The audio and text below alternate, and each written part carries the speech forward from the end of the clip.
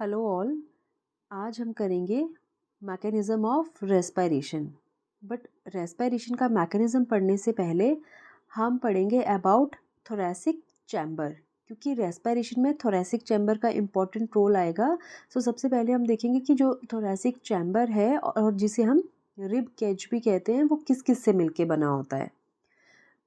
जो thoracic chamber है उसमें फर्स्ट आएगा स्टर्नम, जो कि वेंट्रल साइड पे प्रेजेंट है। वेंट्रल साइड हमारी आती है हमारे माउथ वाली साइड, जिस साइड हमारा माउथ प्रेजेंट है, that is ventral side of body. Mouth, stomach, internal organs जितने भी आएंगे, वो है हमारी वेंट्रल साइड। तो वेंट्रल साइड पे थोरैसिक केज में क्या है? स्टर्नम। डोर्सल साइड आती है पीछे, जहाँ रीढ़ की हड्डी प्रेजेंट होती है, वर्टिब्रल कॉलम। रिब केज में जो है वर्टिब्रल कॉलम आएगा, sternum, and third is diaphragm. Diaphragm हम पिछले लेक्चर्स में डिटेल में पढ़ चुके हैं कि that is a muscle which play important role in respiration. तो लोअर साइड में रिब केज के क्या होगा? डायाफ्राम, एंड लेटरल साइड पे रिब्स प्रेजेंट होंगी। Sternum, vertebral column, diaphragm and ribs. अब आप इस पिक्चर को ध्यान से देखिए।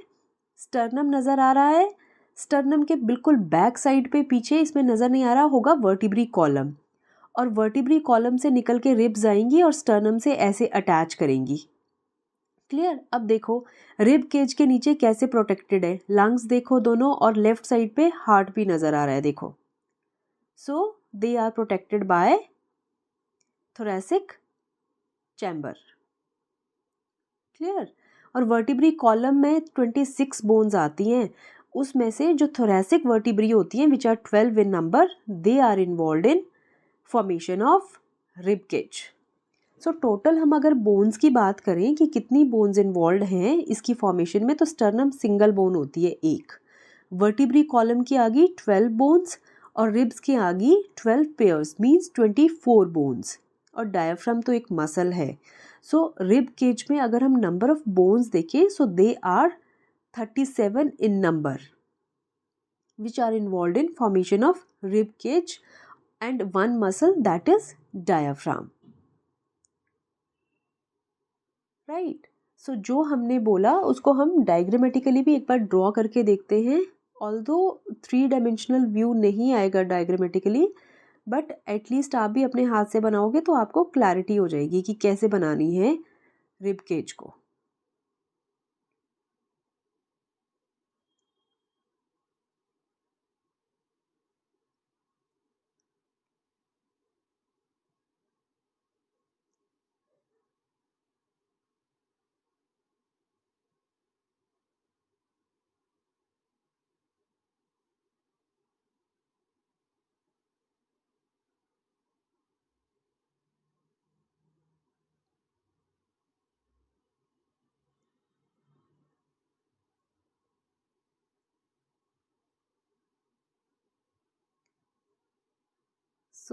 These are the ribs. अभी हम पढ़ेंगे ये कौन कौन सी रिब्स हैं। Now this is the sternum. ये एक सिंगल बोन है, इसको चेस्ट बोन भी कहते हैं। That is present on ventral side of the body. याद रखना बेटा, जितने भी इंटरनल ऑर्गन्स है ना, हार्ट, लंग्स, ठीक है, हमारा माउथ जहाँ से आप बोल रहे हो ना इस वक्त या सुन रहे हो, ठीक है, that is ventral position of the body. Sternum is ventral. अब देखो स्टर्नम के बिल्कुल पीछे ये वर्टिब्रल कॉलम है। आप सामने से देखोगे तो दोनों एक दूसरे के बिल्कुल पीछे नजर आएंगे, ठीक है। ये जो मैं डार्क ब्राउन में पोर्शन बना रही हूँ, they are of vertebral column. ये वर्टिब्री हैं, ठीक है, उनकी एक्सटेंशंस हैं। आगे स्टर्नम होगा और पीछे डोर्सल साइड पे क्या है? Vertebral column.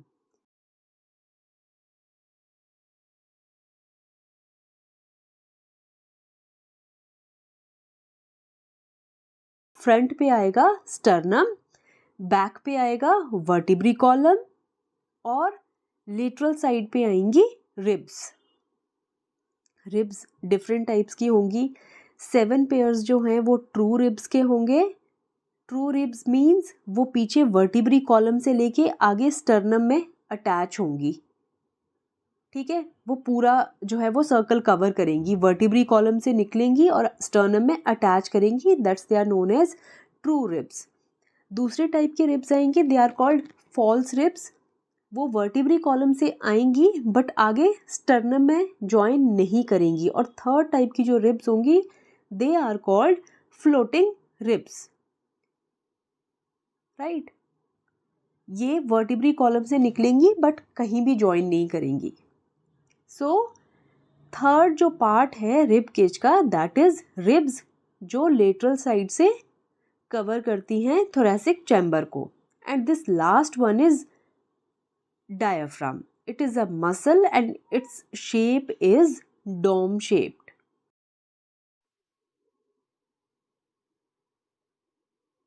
So rib cage is formed of sternum, ribs, vertebral column and diaphragm. ये वाली जो होगी बेटा वो बॉडी का इंटीरियर एक्सिस होगी, ये पोस्टीरियर एक्सिस। अभी हम पढ़ेंगे रेस्पिरेशन में कि जब डायाफ्राम जो रिस्पॉन्सिबल होगा ना थोरैसिक कैविटी को इंक्रीज या डिक्रीज करने के लिए, that is towards anterior and posterior axis, ठीक है। और दूसरी मसल आएंगी, ये जो मैं ड्रॉ कर रही हूँ, they are the external intercostal muscles. ये किसके बीच में प्रेजेंट हैं? रिब्स के बीच में। रिब्स हैं 12 इन नंबर में, दे आर 11 इन नंबर। आप इनको काउंट करके देख सकते हो, there are 11 pair of external intercostal muscles present between 12 pairs of ribs. Inspiration और एक्सपायरेशन का जो प्रोसेस है, जो मैकेनिज्म है हमारा रेस्पिरेशन का, उसमें दो ही मसल्स इन्वॉल्व होंगी। One is diaphragm and second is these external intercostal muscles. Diaphragm responsible होगा थोरैसिक कैविटी को इंक्रीज और डिक्रीज करने के लिए एंटीरियर और पोस्टीरियर पोजीशन में, और एक्सटर्नल इंटरकॉस्टल मसल्स करेंगी डॉर्सो वेंट्रल डायरेक्शन में, right. So mechanism of breathing में हम क्या पढ़ेंगे? Mechanism of breathing, breathing is what? Inhalation and exhalation. Inhalation of oxygen and exhalation of CO2। So inhalation के लिए जो थोरैसिक चैम्बर हमने अभी पढ़ा, जो रिब केज हमने पढ़ा, इनहेलेशन के टाइम उसमें कौन कौन से चेंजेस आएंगे, और एक्सहेलेशन के टाइम रिब केज जो है खुद को कैसे मेंटेन करेगा, अपने प्रेशर को, अपने वॉल्यूम को, वो सब कुछ हम पढ़ेंगे मैकेनिज्म ऑफ ब्रीदिंग में। अगर हम एक नॉर्मल ह्यूमन बीइंग में ब्रीदिंग रेट की बात करें तो नॉर्मल रेट ऑफ ब्रीदिंग जो है ह्यूमंस में, that is around 12 to 16 times पर मिनट। 12 से 16 बार जो है एक मिनट में नॉर्मल ह्यूमन जो है ब्रीद करता है।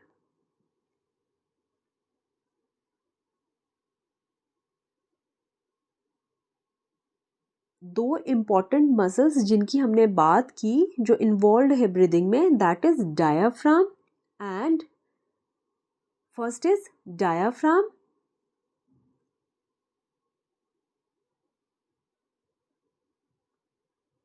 and the second one is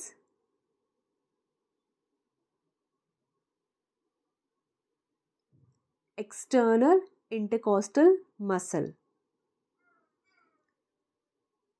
और एक्सटर्नल इंटरकॉस्टल मसल्स कितनी हैं? 11। They are 11 pairs present between 12 pairs of ribs. ये दो मसल्स हैं जो ब्रीदिंग के प्रोसेस के लिए रिस्पॉन्सिबल है, जो इनहेलेशन में इन्वॉल्व होंगी और एक्सहेलेशन में इन्वॉल्व होंगी।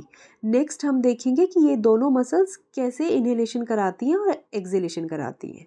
Now see, in physiology of respiration हम दो प्रोसेसेस पढ़ेंगे, inspiration and expiration. Inspiration is जब एयर जो है लंग्स में एंटर करेगी, एंड एक्सपायरेशन इज जब एयर जो है लंग से बाहर निकलेगी। अब आप देखो इन दोनों पिक्चर्स में क्या डिफरेंस है दोनों डायग्राम्स पे। यहाँ पे थोरैसिक कैविटी का जो साइज है वो बिगर है as compare to this one. Inspiration में थोरेसिक कैविटी का साइज बड़ा है और एक्सपायरेशन में थोरेसिक कैविटी का साइज जो है वो कम है। रीज़न क्या है इसका? देखो बेटा, जब भी कोई एयर किसी एक जगह से दूसरी जगह मूव करती है तो that is on the basis of diffusion. Gases हमेशा अपनी हायर कंसंट्रेशन से लोअर कंसंट्रेशन की तरफ मूव करती है। फॉर एग्जांपल, अगर हम किसी परफ्यूम को रूम में एक जगह स्प्रेड कर दें तो थोड़ी देर बाद उसकी फ्रेग्रेंस पूरे रूम में आ जाएगी। So that is due to diffusion, कि वो गैशियस मॉलिक्यूल हैं और एक जगह डिफ्यूज किए, थोड़ी देर बाद जो है वो पूरे रूम में उसकी फ्रेग्रेंस आ गई। Same is the case with inspiration also. Atmospheric pressure जो है वो गैशियस का कैसा है? ज़्यादा है। तो अगर हमें इंस्पायरेशन करनी है तो हमें प्रेशर अंदर का प्रेशर क्या करना पड़ेगा? कम करना पड़ेगा, तभी गैसेस जो है बाहर से अंदर की तरफ मूव करेंगी। क्लियर? देखो ध्यान से समझो इसको। सपोज हमारे पास दो बॉक्सेस हैं, ठीक है, एक बड़ा बॉक्स है और एक छोटा बॉक्स है। इसका क्या है? वॉल्यूम ज़्यादा है और इसका क्या है? वॉल्यूम कम है। Right? Same is the case with thoracic cavity, ठीक है ना। थोरेसिक कैविटी में भी क्या है? इसका वॉल्यूम ज़्यादा है और इसका वॉल्यूम कम है, ठीक है।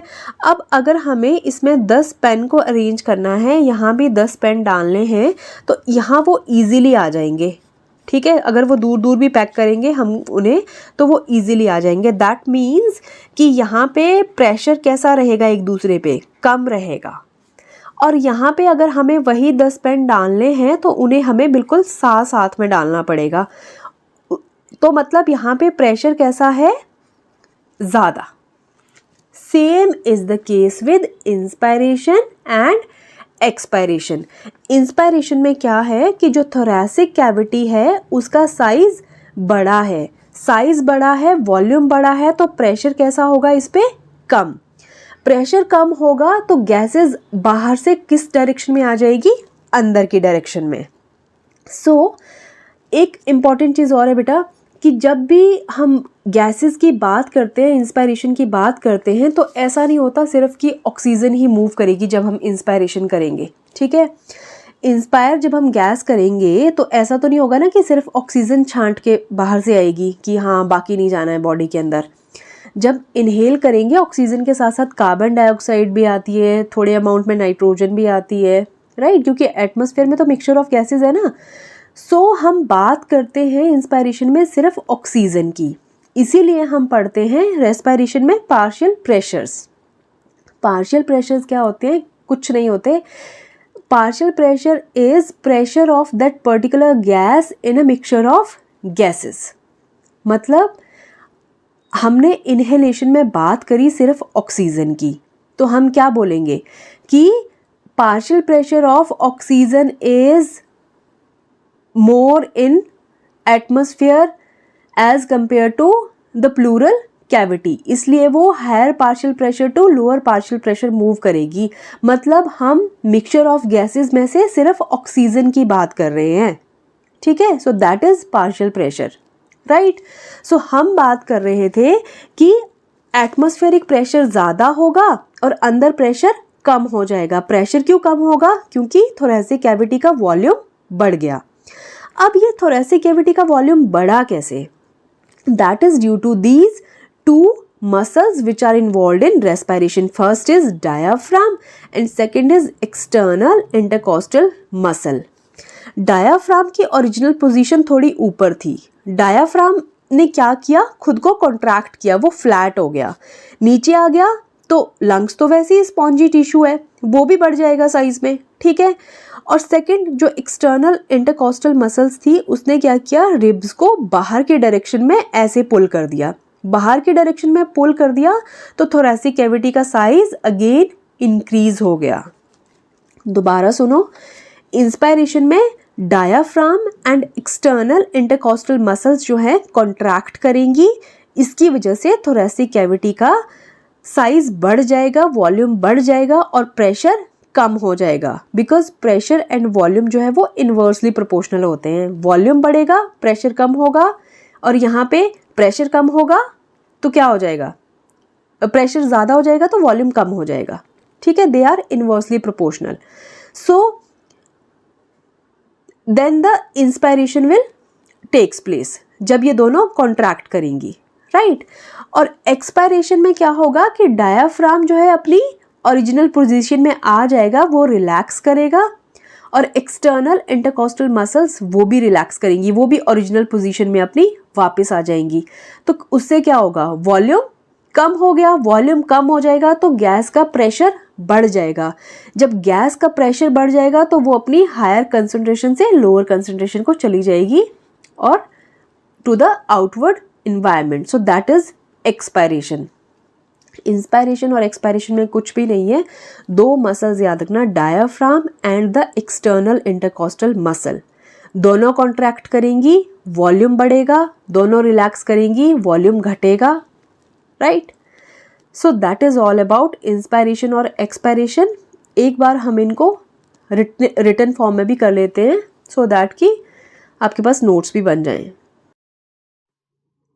सो हमने क्या किया था इंस्पायरेशन में कि diaphragm and external intercostal muscles they will contract. Diaphragm और एक्सटर्नल इंटरकॉस्टल मसल्स कॉन्ट्रैक्ट करेंगी. इनकी कॉन्ट्रैक्शन की वजह से क्या होगा,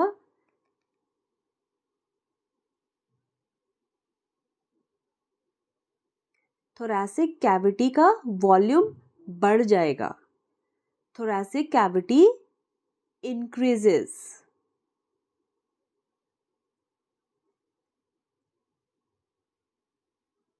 thoracic cavity increases means volume बढ़ जाएगा. Volume increases. अब वॉल्यूम बढ़ जाएगा तो प्रेशर कम हो जाएगा, because pressure and volume they are inversely proportional to each other. वो एक दूसरे के इनवर्सली प्रोपोर्शनल है. एक बढ़ेगा तो दूसरा घटेगा. यहाँ पे क्या है, वॉल्यूम बढ़ रहा है मींस प्रेशर कम हो जाएगा. बस सिर्फ इतना सा प्रोसेस होगा and air will move from outside to inside. So that is inspiration. Atmospheric air that will move to the thoracic cavity. So that is inhalation. Now next are the steps which are involved in exhalation. Exhalation में क्या होगा, inhalation है चाहे exhalation है, muscle ये दोनों ही involve है. Inhalation में दोनों मसल्स कॉन्ट्रैक्ट करेंगी और एक्सहेलेशन में डायाफ्राम और एक्सटर्नल इंटरकॉस्टल मसल जो हैं वो रिलैक्स करेंगी. वो अपनी पोजीशन पे डायाफ्राम भी वापस चला जाएगा जैसे अभी हमने पीछे पढ़ा, और एक्सटर्नल इंटरकॉस्टल मसल्स भी अपनी नॉर्मल पोजीशन पे आ जाएंगी. उससे क्या होगा, थोरैसिक कैविटी डिक्रीजेस. ठीक है, थोरैसिक कैविटी कम होगी मींस वॉल्यूम कम हो जाएगा. वॉल्यूम कम हो जाएगा तो प्रेशर बढ़ जाएगा. So pressure inside the lung increases.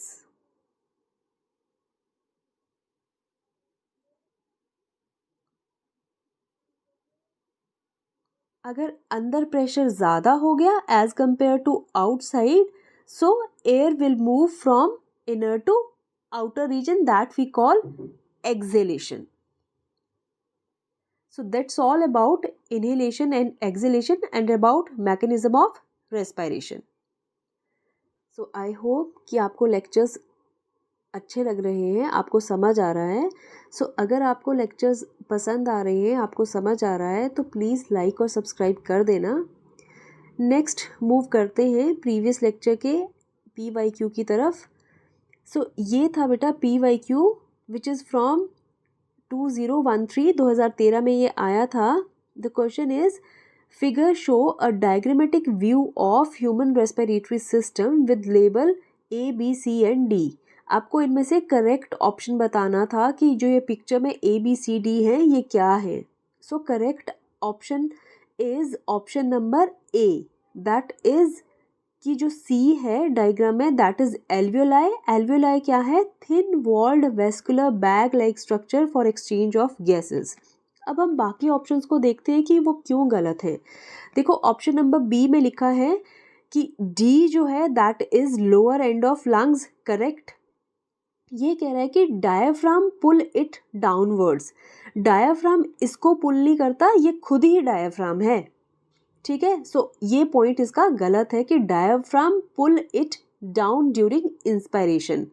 ये लोअर एंड ऑफ लंग है और इसी को ही डायाफ्राम कहते हैं. That's why it is wrong option. Next is कि जो ए है that is trachea. Right. It is long tube. Right. Supported by complete cartilaginous rings. But ये कंप्लीट नहीं होती, ये incomplete C shaped cartilaginous rings होती हैं जो ट्रैकिया को कवर करती हैं. ठीक है. That's why this option is wrong. Next is option number D. इसका आंसर है कि जो बी है that is pleural membrane. Right. Surround ribs on both side. Pleural membrane ribs को सराउंड नहीं करती, वो किसको सराउंड करती है? लंग्स को. That's why this option is also wrong. So that's all about this question. Now next move to the question for today. Now this is the question for today. Select the correct event that occurred during inspiration. So options are contraction of diaphragm, contraction of external intercostal muscle, pulmonary volume decreases, intrapulmonary pressure increases. So tell me the correct answer in the comment box. That's all for today. Stay tuned. Take care. Bye bye.